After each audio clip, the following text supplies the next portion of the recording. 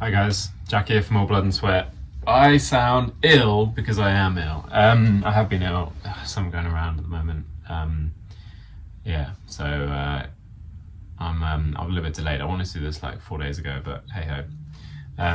We're here now, so let's have a look. I wanted to get started with something that is very close to my heart: electric cars. Sense of sarcasm. I think yeah, if there's one brand that we don't associate with electric cars, it's probably Ferrari, and they have kind of started showing off hints of where they're going with their electric car strategy. One of the weird things about this, in my opinion, is that like the rest of the industry is really unsure and unsettled in terms of what they're going to do with their electric car strategy, and then a brand like Ferrari is like, well, here's our platform. We've got rear wheel electric motors. Don't think there's anything at the front. No. Anyone that's more engineering minded than me, I know a little bit, but not a lot. So yeah, like have a look at that chassis and tell me what that's about. But to me, it looks kind of like a rear wheel drive, maybe like Mission-y or Macan kind of vibe, Pro Sangue kind of thing.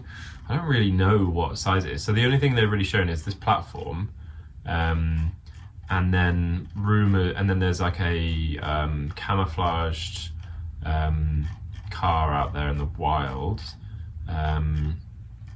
Performance 0 to 100 kilometers an hour in 2.5 seconds. Power more than 1,000 CV in boost mode. Dimensions and weight, here we go. Wheelbase 2.9. It's quite long.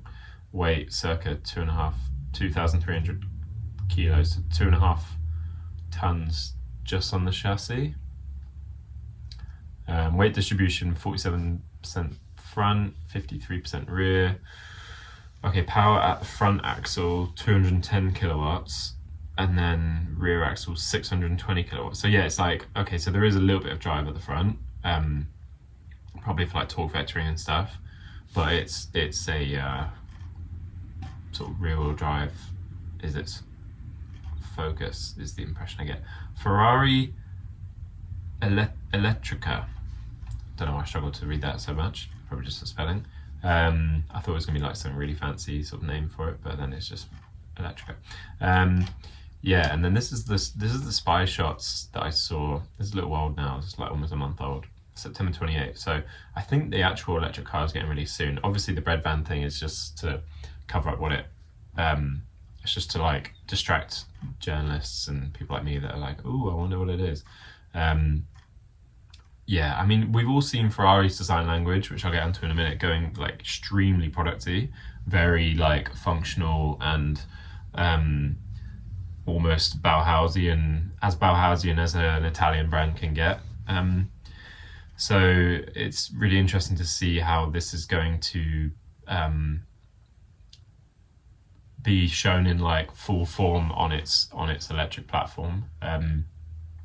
Yeah, there's rumors of like a very famous product designer working on their electric car, and what that will do in terms of how that will manifest itself in the design is really interesting. And I mean, again, I'll get onto the SC40 in a minute, but I don't know how long that's. Apparently it's been like in the studio for a couple of years, but I assume the Elettrica has probably been in the studio for as long, if not longer than that anyway. So yeah, I mean, it says here that it's a crossover that slots below the Pro Sangue in terms of size. So I don't know, it's like a Panamera-y. Oh, that's right. I mean, Panamera's not a crossover, it's a sedan. Crossover below the Pro Sangue electric. What are we talking there? RAV4? I don't know. So yeah, again, here's the like test me out. I mean, not that far off with Panamera, to be honest with you. Sort of 3 meter wheelbase, and then I'm getting the feeling of like oh god, my brain. I got a little bit of brain fog being sick, but so I apologise. But the what is that car? Which is, I'm not thinking like RS6, but something that's like a little bit like Mach-E maybe, where they've kind of, it's like a lower car, slightly higher on steroids, and then it's got like a very coupey roof. I assume they're going to do that, and they're just hiding it under the bread van. Yeah, that would be my assumption. I mean, so I also heard then they're going to be trying to sell it for about £500,000, probably start price. I'm sure there'll be insane amounts of customization abilities, but like, yeah, I know that like Rolls-Royce with the Spectre, I don't think it's that expensive. I know you can obviously at Rolls you can bespoke something well beyond £500,000, well beyond £1 million if you want to, but I don't know how many electric Spectres they're selling at that price. So I will be I don't know if I would be surprised if Ferrari can sell it, because there will still be like people in California and stuff that'll be like, wow, an electric Ferrari, now I can prance about and not pay as much like tax and stuff, as if they care anyway. They'll all be in Bugattis. So yeah, I'm like intrigued in terms of what I was going to say excited, but I'm actually not that excited about this car. Like, I'm intrigued in terms of what it's going to look like and how the market's going to react to it, because Ferrari's in a very, very strong position right now, yeah, they're trying to make like 11 new models by 2030, which is pretty insane. And yeah, so like while we're on the case of Ferrari, may as well look at this. So this is the SC40 they released, which is a one-of-one car for a client which has been in the studio for a couple of years, and it's a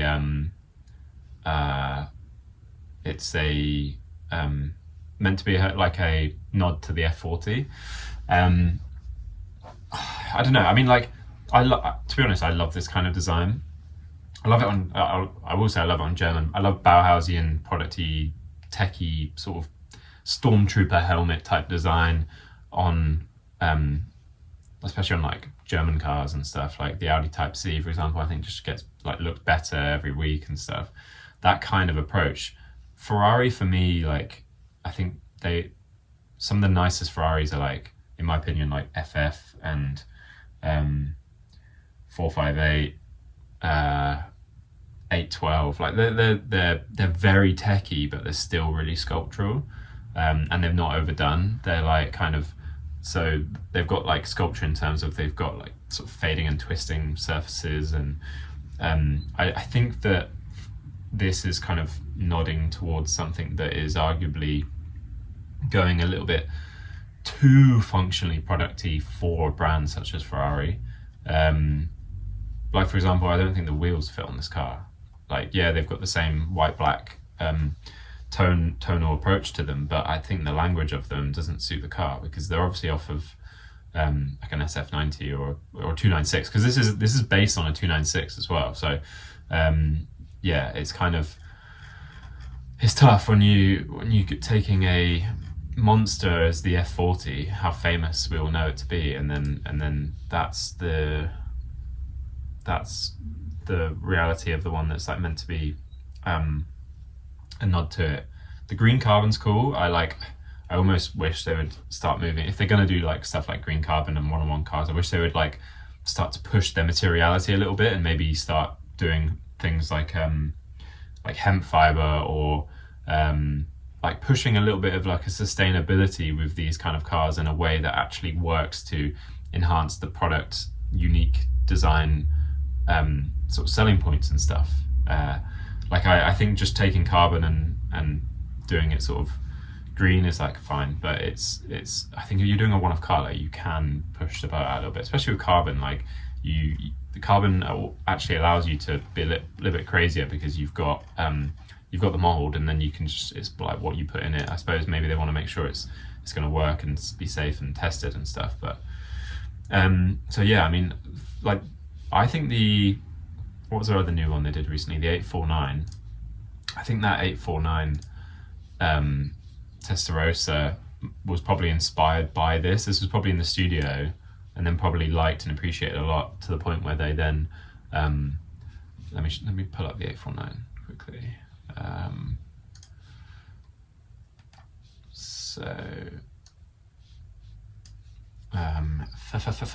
Ferrari. Okay, so yeah, the 849 has got elements of this in it, I think. Where you can imagine these in the studio next to each other, and then people go, oh, it's a shame that this car is only like a one-off because the design is really bold, and then shoehorning it onto this. I still have real issues with this car, especially the different wheel arches it has. Like the sort of, it just triggers me as a designer. I just don't understand what's going on with that rear wheel arch. And this car is a lot more balanced in that regard. I do like this area on the SC40 more than the 849. But yeah, I mean, it's a decent product, but I don't know. Sorry. It's still, like, for me, a little bit like they're trying to take like a best hits album and push all their hits onto. It's like they're trying to make a best hits album, right? Is what I'm trying to say. And it's like this bit's from the F40, then we've got this rear window from the SP3, then we've got some other bits and bobs from other cars, and I'm a little bit like, why don't you? I get it, but why don't you just like do something new, fresh, bold? Like I said, the green on the paddles and stuff is a bit much, and the steering wheel is a bit much. It's like the super contrasted. It looks really checkerboardy, which does date it, which is maybe what they wanted to do because they wanted to make it feel like it was a little bit more old-fashioned in a way. I like the tone-on-tone seat stuff. It's cool. But yeah, I mean, like I do think that interesting that like Manzoni's with Flavio Manzoni. It's got his name on the cars now. I do think that the sketches are really cool. Angelini, I don't know what his full name is, but yeah, the sketches are like mega. Again, like there was a brand, a Russian brand called Marussia, that were doing sketches like this and designs kind of not too dissimilar to this. From memory, I might be messing this up, but like back in when I was at uni, like 2010, 2011, they were doing this kind of stuff, and it was like everyone. Well, when I was a student, we were all like, "Oh wow, those sketches are really cool, and the design's really unique." And they actually made some cars. If Russia wasn't messing around fighting people, they might actually still be doing stuff like this. Okay, it's not on their car show. Marussia B2. Okay, it's not as good looking as I remember, but it actually looks really awkward. But the proportion is cool, and the sketches were awesome. They were like, there was a website back in the day called Simcom, which isn't really used anymore. And I can't find the original sketches. That might be some of the original sketches. Kind of like marker, yeah. Marker vibes. Block tunnel notifications. Again, like your memory is always different, like when you go back and play an old game. But yeah, I always remember them being better than that, cooler than that. But they I guess, yeah, stuff dates quite quickly, doesn't it? Anyway, cool sketches. Product is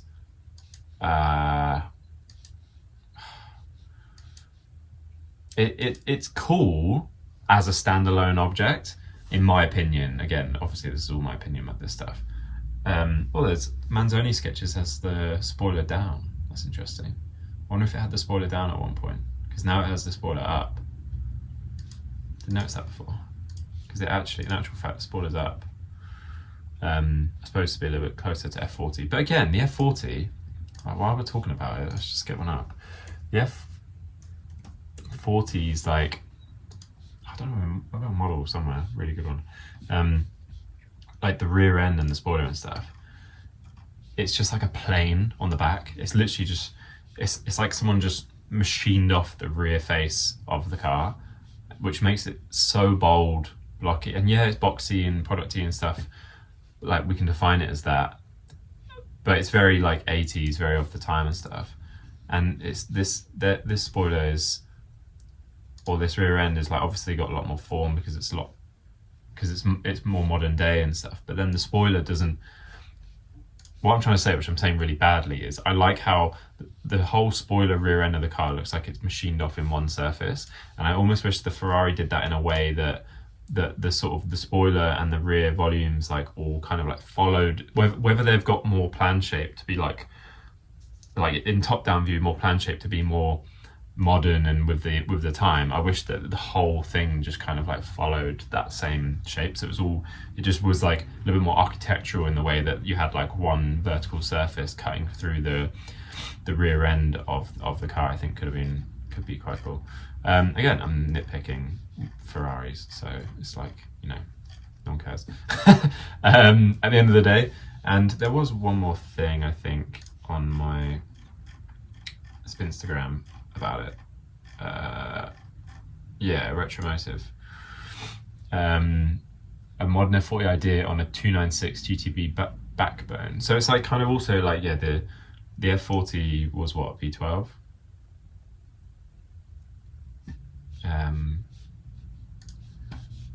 F40 was V12, wasn't it? 1987. Oh, so annoying. Sometimes Nakash, trigger me. Here we go. 400 made, all painted red. Total 1,300 were produced. Oh yeah, sorry.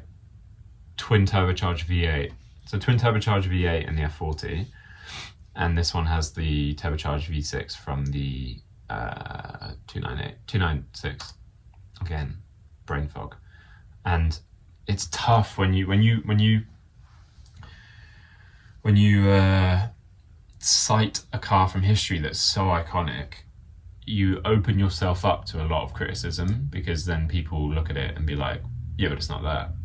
It's like, well, if I just wanted that, I would just buy that. It's almost like what Gordon Murray has done, but in a way Gordon Murray's done it in a way that you still want the new car, because it has moved the game on so much in terms of engineering and power and just size of the engine, and you know, you are like, oh wow, this is, if they evolved along the same path, this is where you could imagine the McLaren F1 being in terms of the F1 LM, and then not F1 LM, F1 S1, whatever it is, the Gordon Murray one, the one that they're selling for like 15 million.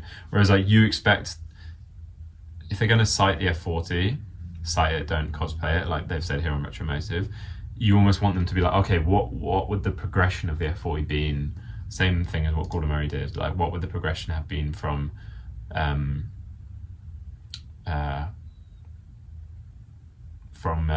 last 4 years, you know? So yeah, interesting. Anyway, and also obviously missing a manual. Ferrari are going to do a manual at some point, I know they are, but I think it's going to be on their next Halo car. So I think they're going to stick with this little gear sticky thing, and then, well, not gear sticky thing, little slider thing. And then I think their next Halo car post F80, like F90 or whatever, or maybe some special projects, they'll do a special project limited run that will be a manual. Like, mark my words, it will happen. Okay, that's Ferrari. Next up is this beast. This is the Mercedes-Benz Vision Iconic concept. Now, side view, love it. Like, I mean, I love the proportion. The dash to axle ratio is like a symbol of luxury and all this kind of stuff. And I love the little kink in the rear end that screams 300 SL is really cool. Like, you look at that and you think you're looking at a 300 SL from 1955. You know, it with some like modern lights plugged in. Like, that is super successful. I love that. I think it's great. The only thing I don't like is them going, well, we've got this new grille, so we need to shoehorn it into this project. And just being like, let's just let's put it on, let's make it fit.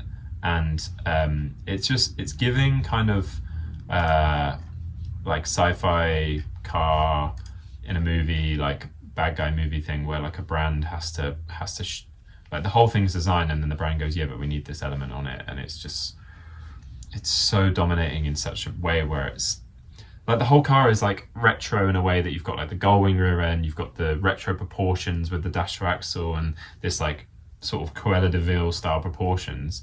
But then you've gone it's like it's retro in a way that's not literal, which is what I enjoy. When you go retro in a way that is too literal, as in you're literally putting on a grille from the 30s or the 40s or whatever, the 50s. When was the Mercedes? Because they show it off with the, bear with me, they use this as a reference, I think, the 600 Glosser, which came out in I don't know when. Yeah, but it screams more kind of 30s sort of like Pullman type. It's the whole car's getting dragged, the passenger compartment's getting dragged along by this big engine at the front, like very 30s style. And then yeah, but they are citing this grille from the 600 Grosser, but at the same time it was also on a few other cars that I don't think Mercedes want to be associated with anymore.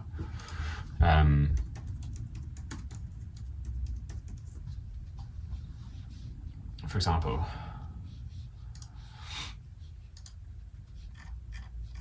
oh god, go away.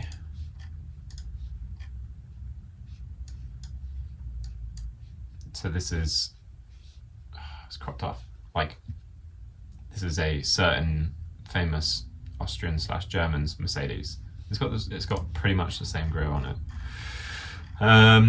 So it's kind of like, why this shows the issue with the like sort of current electric car situation that we're in, where brands just feel like they have to do stuff like this, where they're like, look, we're still the same brand, we're still the old reliable Mercedes, by putting on like these old features that no one really cares about anymore, in my opinion. The sketches are awesome. Tim Borman did a really good job on these sketches.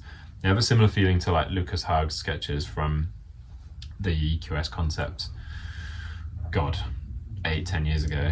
But they're really nice, really good quality, very glossy but sketchy look. But it's just the front, man. I mean, if he wasn't thinking it when he was sketching it, he's lying. Yeah, and then also they did this, when did they do this? 9 years ago. And why don't they, like, I understand that brands don't want to recycle the same stuff, apart from people like Porsche, where it's like, oh no, we recycle the same stuff, we'll tweak it a little bit, we'll move the grille, we'll make the lights like tiny bit bigger, we'll reproportion everything like just 1-2% every 10 years. Why can't like a brand like Mercedes do that, rather than, like, they've had quite successful front ends and grills for the last 20 years, arguably, with like all the C classes and A classes and S classes you see running around. I just don't get this new massive grill. Like, so yeah, this is their like being bold for the sake of it. Also, I get it if you want to use like these pixels and these crosses, but maybe on a car that's this tall, you just use like the top 4, or I mean, then it would look like a BMW. What am I saying? I get they're trying to stand out, but this Maybach just, to me, is like I really like this one. I love the Maybach 6 concept. It's crazy. I've seen it in real life. It's got flooded interiors, and like it's a concept car with just like, it's got headrests above, like it's not usable. But anyway, I just crudely copied this grille onto the new concept, and I'm like, I think I'd rather have this.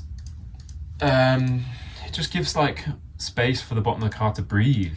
Feels like it doesn't have like a massive like nose and chin. Like this one feels like it has to like force itself through the air, whereas this one feels like it it sort of is a bit more graceful and floats through. And again, what is the...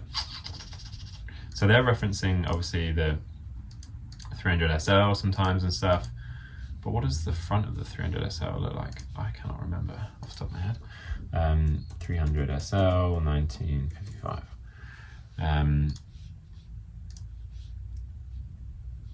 Console Sotheby's. Yeah, I mean, like, why couldn't they have done something like that?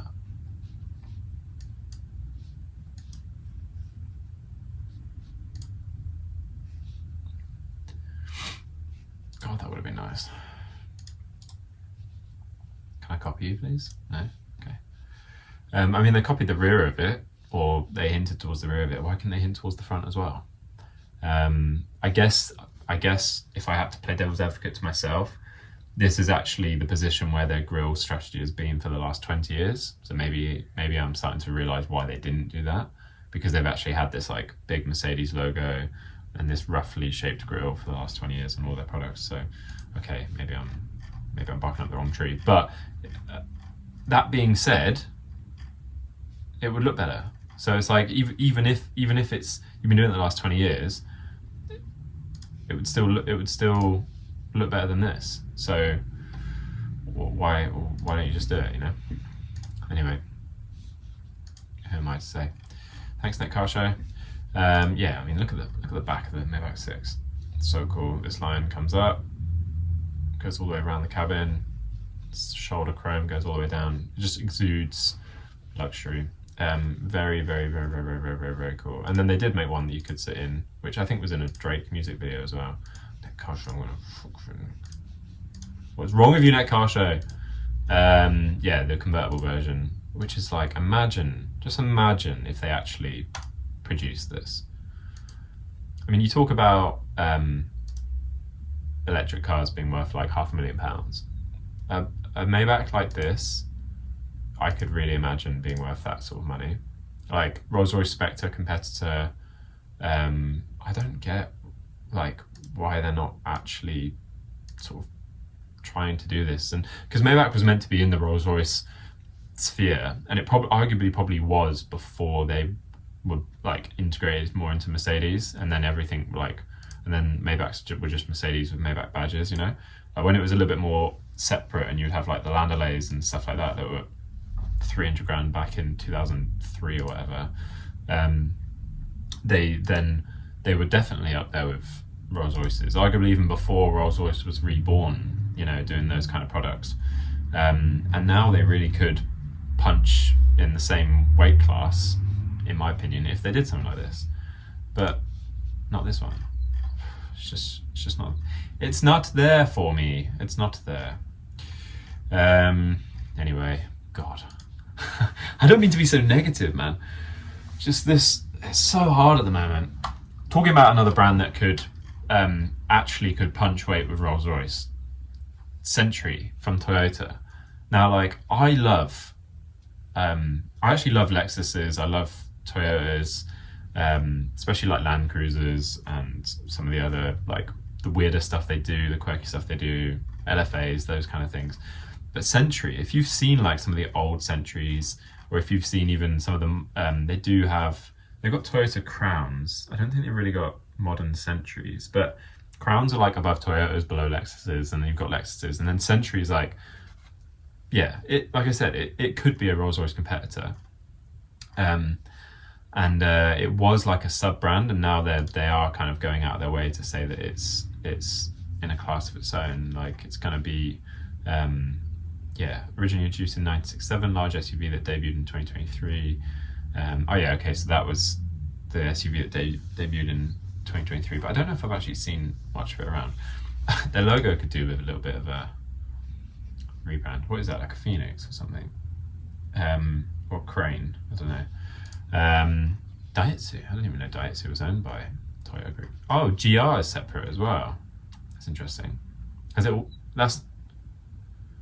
new. I think that's new. Anyway, yeah, in a sense, Lexus will be freer to act. Lexus should continue to take on challenges as a pioneer, so like technologically probably and stuff like that. I mean, Lexus some of the Lexus SUVs and stuff are really impressive. Century will take on the high-end market as the top of the top, one of one. So yeah, I mean, we're talking like Rolls-Royce area, aren't we? So, come on, bro. I think I'm muted. Oh, it's in Japanese anyway. So yeah, I mean, they definitely, a lot of the Century stuff as well does go down like the retro route, and it definitely stands out. Like they have like that kind of the grey lower body on the black upper and stuff on the SUV. Maybe I should pull up the SUV. I think it was on here earlier. I'll show you in a bit. Come on, reveal it. Yeah, I mean it looks quite similar to the Bentley, arguably nicer than the Bentley, to be honest. But yeah, it's cool. I'm more excited about this than I am, electric Mercedes and stuff. I think Century as a brand could be like a really. I think as a designer, you always look for stuff that's like really fun to work on, and I get the impression that like this would be actually really fun to work on. So yeah, like this is their 2023 SUV. Bit mental, but mental is fun. As a designer, mental is fun. So yeah, hey ho. What else was I looking at? Yeah, what did Car News Network say about it? The future of Japanese luxury. Is about to get seriously weird after the dignified sedan SUV 2025 Japan Mobility Show. We'll see the debut of a sleek new Century Coupe, take your pick, and it's unlike anything we've seen, wearing the Phoenix badge before, so it is a Phoenix. Yeah, look at that massive sliding doors with no B-pillars. What appears to be a central driving position, like a McLaren F1 for Japan's Emperors. I mean, so basically what that screams to me is that it will be, I don't know actually though, I was going to say it will be like a sofa in the back for like, and then there'll be like a driver in the central driving position, but actually looking at the roofline, there doesn't look like there's enough space for that kind of package in terms of like a luxury sofa in the back, unless it's like lower reclined, that kind of stuff. You could imagine doing that. Genesis like detailing. Yeah, I think Genesis does really well as well. I really enjoy the Genesis brand. There we go. There's the wacky. I mean, you could tell they were punching for Rolls-Royce because it's very Cullinan-esque in its like big sort of D-pillar essentially, and it's kind of, you could imagine that in the American market because it's got that like heft and weight to it. Yeah, God. That's cool. I feel like I've seen that before. Maybe some sort of Jag concept or something. But yeah, very, very, very cool, to be honest with you. I like it. I am here for Century. I'm a Century fan. Now, is there anything a little bit more? Audi's G-Wagon rival might finally be coming. Okay. Interested to see what that looks like. Whether that will have, I mean, it should have the new language from Massimo, like the Type C and stuff. And then if they actually have like a very Bauhausian Audi Type C-esque, like on a G-Wagon rugged Defender. Well, I mean, Massimo worked on Defender and worked on Range Rover and Land Rover for years. So if they bring him in to do a G-Wagon and he's the Land Rover guy, then, you know, imagine a Defender with an Audi badge on it. And I love I like the old G-Wagons. I would love like an 80s military G-Wagon. They're like so rugged and actually capable, you know. Anyway, let's have a little intermission.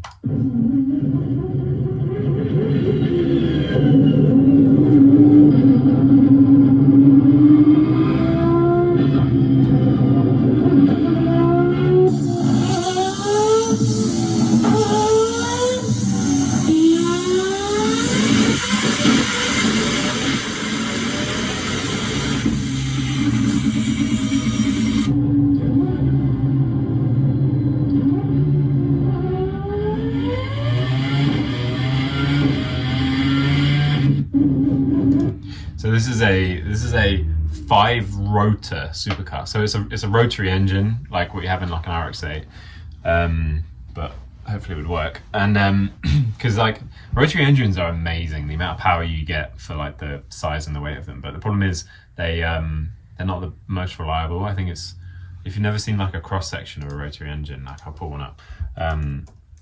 Rotary engine cross section. They used to be named Wankel engine, Wankel engine, because it was invented by a Nazi, so they changed it to rotary. But yeah, the way I set up my video sometimes is it clips off to the side. How it works, let's not go super complicated, but I just want to show you the section if I can somehow pull it into the middle of the thing. Anyway, where it's basically a triangle inside an oval or like an oblong, and where the triangle like glances past the outside, it can mess up in that area. That's like a weak spot basically of the engine. So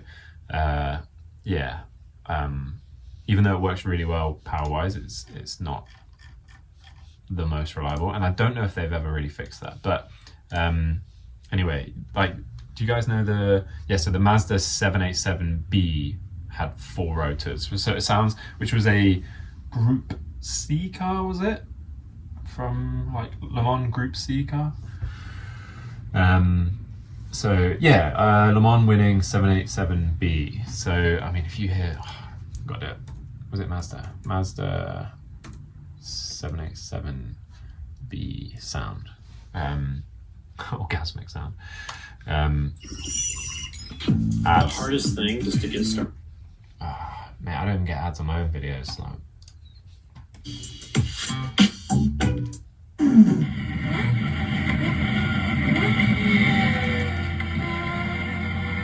Yeah.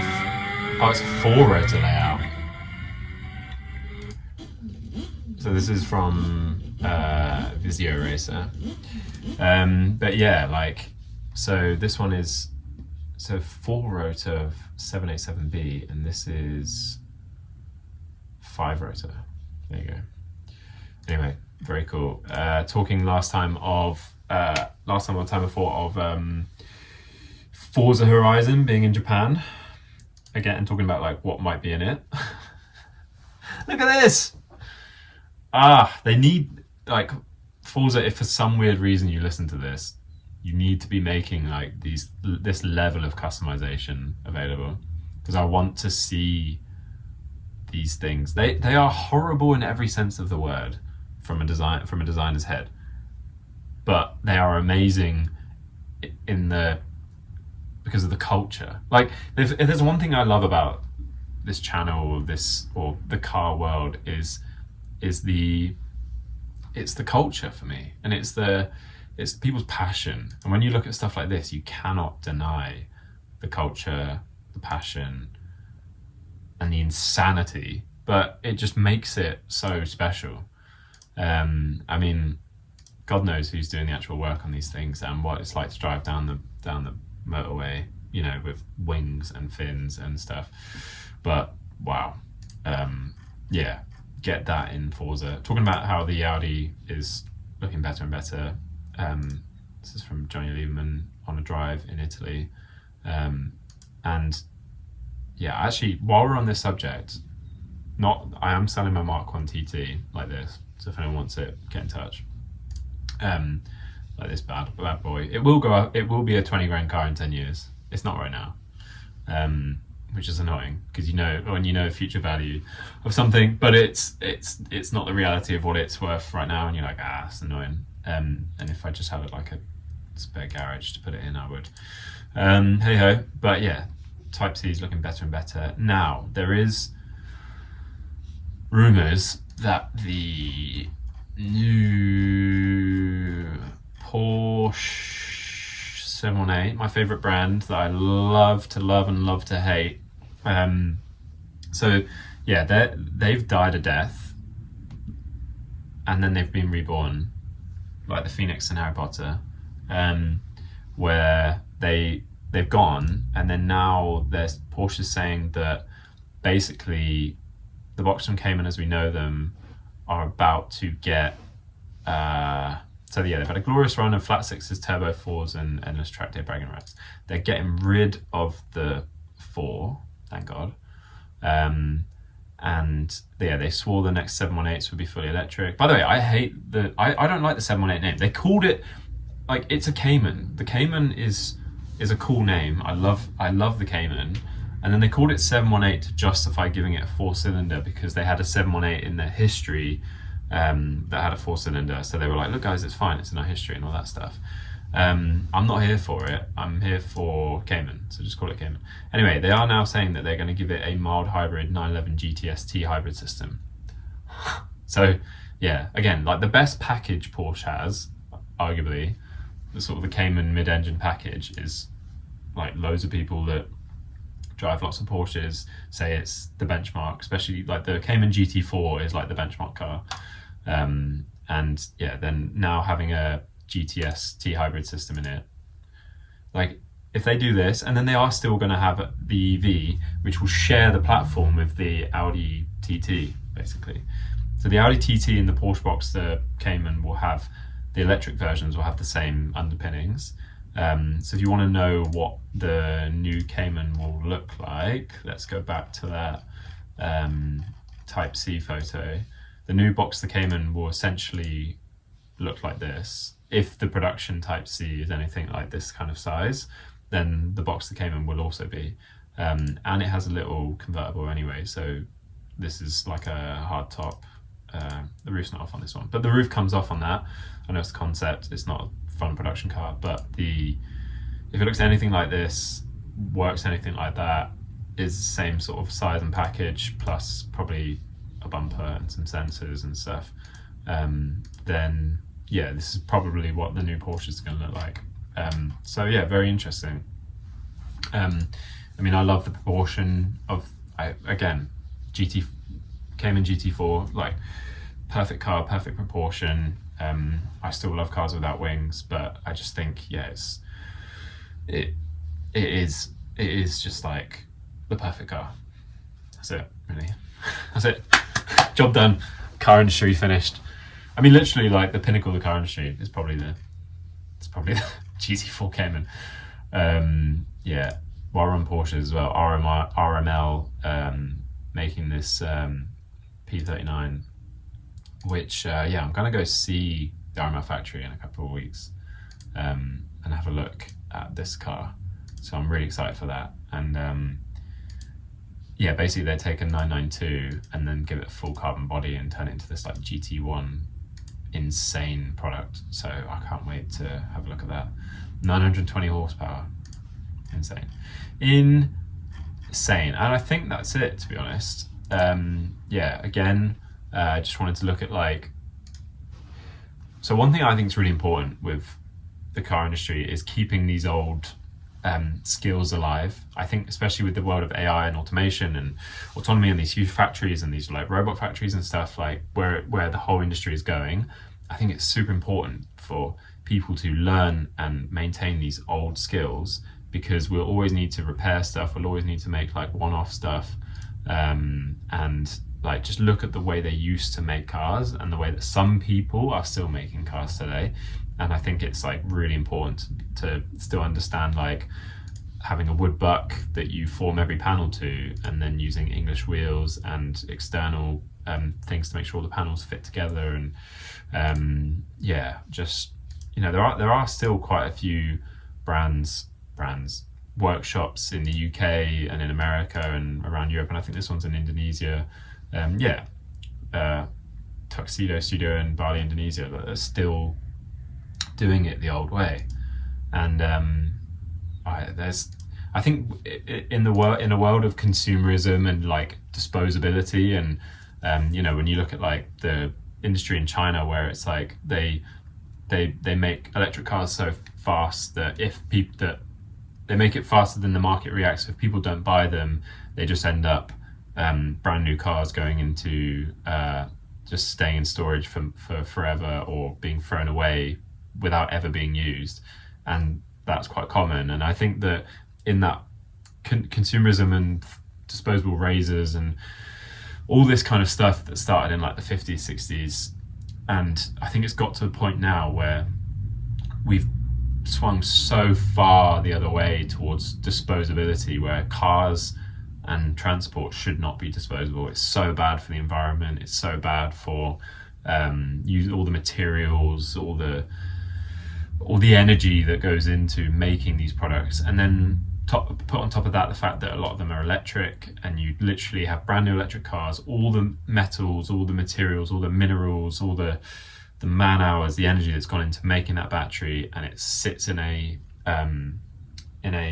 junkyard forever, is never used, and it's just a waste, just such a waste. And I think that crafts like this, English wheeling, making stuff by hand, unique things like Callum Designs, you know, where they're making products like low volume cars and stuff, RML, like all of these type of brands. I think that's where the future of the industry has to be. If we're all like commuting in non-owned rideshare vehicles that are electric and autonomous in the future, then we still need products that are made with love, care, and attention. Oh, that brings me back to one last thing I want to say, which filled me with joy from being an absolute petrolhead car nut. Spiker's back. And Spiker is like, for anyone that doesn't know, Spiker, how rude that I don't actually follow them on. Oh, it's my other account, that's why. If anyone that doesn't know, Spiker makes the wackiest cars, or have made the wackiest cars in the past. And they are arguably, some of them are arguably quite ugly, but they are so crazy that they like cannot be dismissed, and they have like such insane engines and stuff. And yeah, just the branding's cool, like the propellers and stuff. The interior is just insane, and yeah, it's good for the industry, for brands like this to survive and come back. And it's the perfect time for them, because right now there is the demand for this kind of product. So yeah, good for them. I'm happy they're back. I want to work with them. I want to design a car for them. I think it could be really fun. I think they could be sort of like a Koenigsegg level product if they had the right, I mean, it's tough to match Koenigsegg level engineering, but again, Spiker could do it. Spiker could be that kind of, I mean, maybe what Koenigsegg was originally, where they're like 500,000 plus, 300 to 600, 300 to 700,000 for a product. I love this one. Look at that. And they're not massive as well. They're kind of, they're not the biggest sort of hypercars on the block, but they are really cool. So yeah, that's just generally good news. And I think Late Break Show, Johnny Smith's done like a couple videos on Spikers as well. So if you're into them, have a look at his videos. They're really, really interesting. So yeah, that's going to be it for me today. I'm ill. I'm going to get out of here, smash some vitamins, get back to work, and have a lovely day. Please like, subscribe, share with your friends. Again, trying to grow this. So yeah, thanks a lot. See you later.